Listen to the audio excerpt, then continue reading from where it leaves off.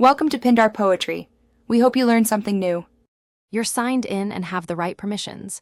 Begin by going straight to Contacts. Once there, search for the lead using name, email, or a saved filter so you aren't guessing. Make sure the contact record shows the lead status property in the right-hand panel. If it's missing, click Customize to add it. This gets you into edit mode quickly and avoids redoing steps later, so you can change status confidently in the next slide. Open the contact profile and click the lead status field to edit. You'll see predefined options like New, Open, or Qualified. Choose the most accurate status based on recent activity.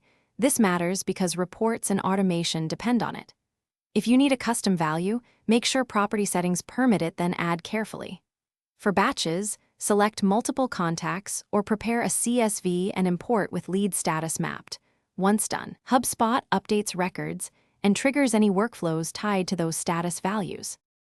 After editing, save and refresh the contact to confirm the new lead status persists. Then check a filtered contact list or a workflow enrollment to ensure downstream actions run as expected.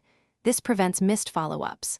If values didn't change, inspect property permissions, field mappings on imports, and any workflow criteria that might overwrite or block updates. If problems continue, roll back recent imports.